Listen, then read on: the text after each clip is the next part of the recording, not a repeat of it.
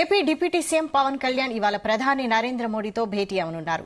నిన్న పలువురు కేంద్ర మంత్రులతో భేటీ అయిన పవన్ ఏపీలో పలు అభివృద్ది కార్యక్రమాలపై చర్చించారు. ఏపీకి రావాల్సిన నిధులపై కూడా చర్చించారు. ఇవాళ ప్రధానితో భేటీకి ప్రాధాన్యం నెలకొంది. మహారాష్ట ఎన్నికల ఫలితాల తర్వాత తొలిసారి ప్రధానితో పవన్ భేటీ అవుతున్నారు.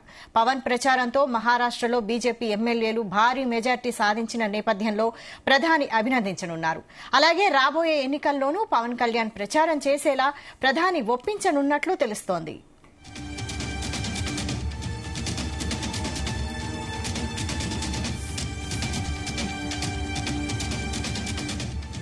AP deputy CM Pawan Kalyan ఇవాళ ప్రధాని నరేంద్ర మోడీతో భేటీ అవనున్నారు. నిన్న పలువురు కేంద్ర మంత్రులతో భేటీ అయిన పవన్ ఏపీలో పలు అభివృద్ది కార్యక్రమాలపై చర్చించారు. ఏపీకి రావాల్సిన నిధులపై కూడా చర్చించారు. ఇవాళ ప్రధానితో భేటీకి ప్రాధాన్యం నెలకొంది.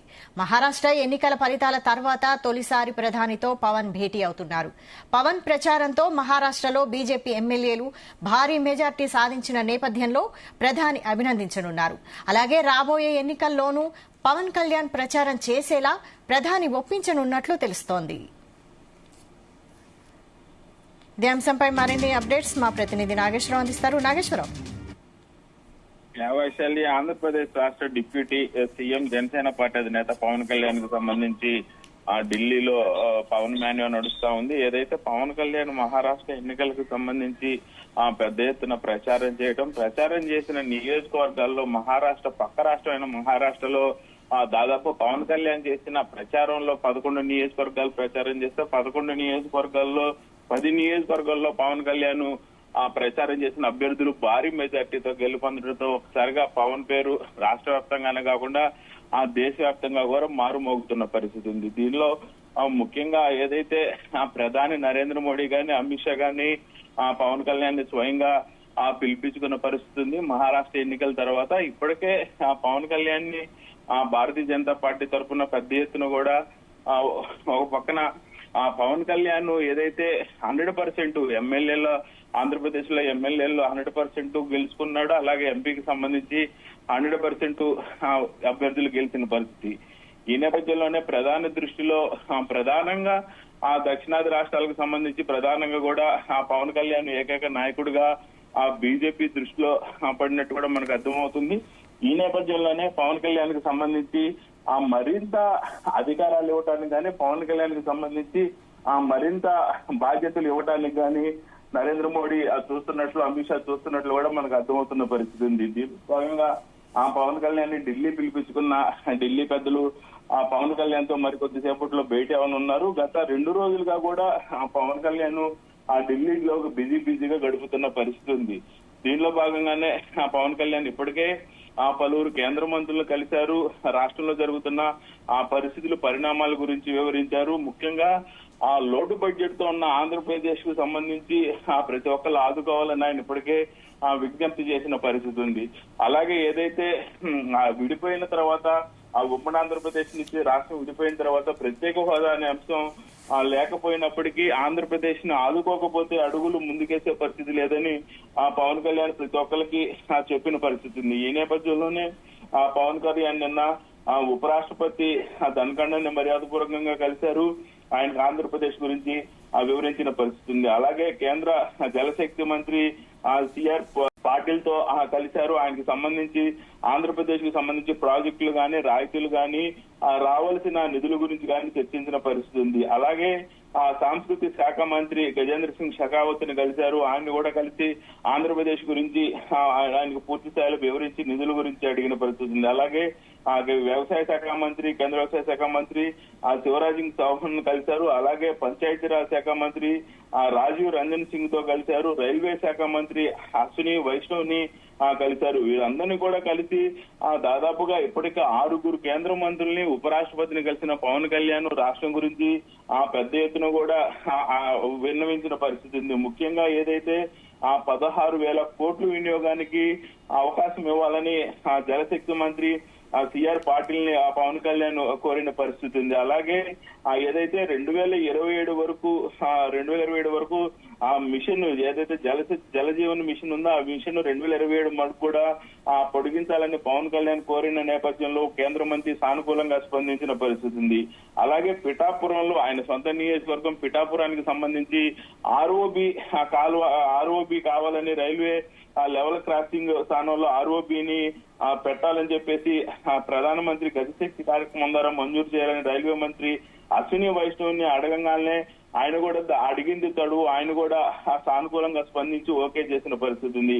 అలాగే ఆంధ్రప్రదేశ్ లో పర్యాటక రంగానికి సంబంధించి ముఖ్యంగా చేయూతనివ్వండి, పర్యాటకం పెద్ద ఎత్తున కూడా అభివృద్ధి చేయాలని చెప్పి కేంద్రం ముందు విజ్ఞప్తి చేసిన పరిస్థితి ఉంది. ముఖ్యంగా ఏదైతే కేంద్ర పర్యాటక శాఖ మంత్రి గజేంద్ర సింగ్ షెకావత్ దృష్టికి పలు రకాల అంశాలను ఆయన దృష్టికి తీసుకెళ్లిన పరిస్థితి ఉంది.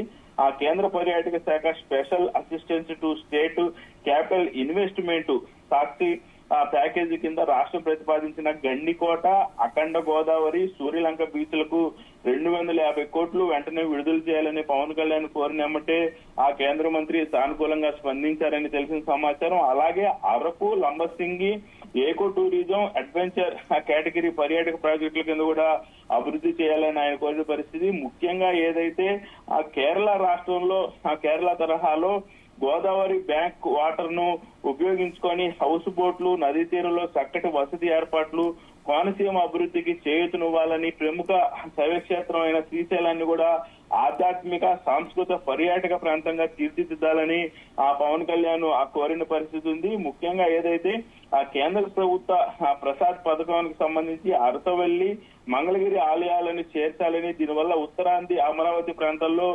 స్థానికుల ఉపాధి అవకాశాలు కూడా పెరుగుతాయని సూచించిన పరిస్థితి ఉంది. అలాగే జాతీయ ఉపాధి హామీ ఆంధ్రప్రదేశ్ గాని దేశవ్యాప్తంగా గాని అతి ముఖ్యమైన పథకం జాతీయ ఉపాధి హామీ పథకం. అలాంటి జాతీయ ఉపాధి హామీ పథకంలో భాగంగా నిర్మిస్తున్న సీసీ రోడ్లు గాని, ట్రైన్లు గాని, అంగన్వాడీలు గాని, వ్యవసాయ ఉత్పత్తులు గాని, గిడ్డంగులు గాని, మహిళా స్వయం సహాయక సంఘాల భవనాలకు అంచనా వ్యయం నిధులు పెంచాలని కేంద్ర గ్రామీణాభివృద్ధి శాఖ మంత్రి శివరాజ్ సింగ్ చౌహాన్ని అడిగిన నేపథ్యంలో ఆయన సానుకూలంగా స్పందించడం అనేది ఆంధ్రప్రదేశ్ కి ఒక పెద్ద వరం అని చెప్పుకోవచ్చు. ముఖ్యంగా ఏదైతే ఆంధ్రప్రదేశ్ రాష్ట్రానికి పవన్ కళ్యాణ్ ఒక వరం లాగా దొరికాడని కూడా భావించుకునే పరిస్థితి ఉందని కూడా చెప్పుకోవచ్చు. ఇంత మంత్రి కేంద్ర మంత్రుల్ని ఒకప్పుడు రాష్ట్ర ముఖ్యమంత్రిగా ఎవరైతే ఉన్నారో రాష్ట్ర ముఖ్యమంత్రి మాత్రమే పోయినప్పుడు సానుకూలంగా స్పందించే కేంద్ర ప్రభుత్వాలు ఇప్పుడు ఒక డిప్యూటీ సీఎం హోదాలో, ఒక పార్టీకి సంబంధించి అధ్యక్షుడి హోదాలో ముఖ్యమంత్రి కాకపోయినా కానీ రాష్ట్రానికి సంబంధించి ఇన్ని అవకాశాలు అక్కడున్న కేంద్ర మంత్రులు పట్టుకొని తెప్పించడం అంటే రాష్ట్రంలో ప్రప్రథమమైన రాష్ట్రం ఆంధ్రప్రదేశ్. దేశంలోనే ఒక నాయకుడు వెళ్తే ఇన్ని శాంక్షన్ కావటం అనేది దేశంలోనే ప్రప్రథమైన రాష్ట్రం ఆంధ్రప్రదేశ్ రాష్ట్రం అనుకోవచ్చు. అది ఒక పవన్ కళ్యాణ్ వల్లే సాధ్యమవుతుందని కూడా తెలుసుకోవచ్చు. అయితే ముఖ్యంగా ఏదైతే పవన్ కళ్యాణ్ నేడు ప్రధాని నరేంద్ర మోడీని కలవటం పట్ల మాత్రం సర్వత్రా ఆంధ్రప్రదేశ్ ఆసక్తిగా ఎదురు చూస్తున్న పరిస్థితి ఉంది. దీనిలో భాగంగా ఏదైతే ప్రధానంగా అమరావతికి సంబంధించి ఇప్పటికే నిధులు శాంక్షన్ చేసిన 15,000 కోట్లకు సంబంధించి కూడా తొందరగా నిధులు రిలీజ్ చేయడం కోసం గానీ, ఆంధ్రప్రదేశ్ సంబంధించిన లోటు బడ్జెట్ గానీ, ఆంధ్రప్రదేశ్ లో ఇప్పటిదాకా జరగవలసిన పనులు కార్యక్రమాల గురించి ఇప్పటికే పలువురు కేంద్ర మంత్రులు ఆయన విజ్ఞప్తి చేయటం, పలు పథకాలకు సంబంధించి సూచించడం మొత్తం కూడా ప్రధాని దృష్టిలో కూడా మరొకసారి పవన్ కళ్యాణ్ పెట్టే పరిస్థితి కనపడతా ఉంది. అలాగే ముఖ్యంగా ఏదైతే ఆంధ్రప్రదేశ్ అభివృద్ధిలో అడుగు ముందుకు వేయాలనంటే ఏదైతే ఆంధ్రప్రదేశ్ లో నూతనంగా జరుగుతున్న ప్రాజెక్టులు మొత్తం మీద కూడా ప్రధాని నరేంద్ర మోడీ స్వయంగా దృష్టి పెట్టి ఎన్డీఏ కూటమి ఇచ్చిన మాటలను గాని, ఎన్డీఏ కూటమి చేస్తున్న అభివృద్ధి పనులు గాని మరెవరు చేయకుండా ఆంధ్రప్రదేశ్ లో చూపించాలంటే ఖచ్చితంగా నరేంద్ర మోడీ యొక్క సపోర్ట్ గాని, సహాయ సహకారాలు గాని కావాలని నరేంద్ర మోడీని కూడా కోరే అవకాశాలు కనపడతా ఉన్నాయి. అయితే నరేంద్ర మోడీ పవన్ కళ్యాణ్ అడిగిందే తడువుగా ప్రతి ఒక్కటి ఒప్పుకునే అవకాశాలే కనపడుతున్నాయి. ఇలాంటి అవకాశాన్ని సద్వినియోగం చేసుకొని రాష్ట్రాన్ని కూడా పవన్ కళ్యాణ్ గతంలో ఎన్నడూ లేని విధంగా కూడా కేంద్రం నుంచి సహాయ సహకారాలు అందించేందుకు సిద్ధంగా ఉన్నాడని కూడా మనకు అర్థమవుతున్న పరిస్థితి ఉంది. Vaishali. Right. Thank you Nageswararao.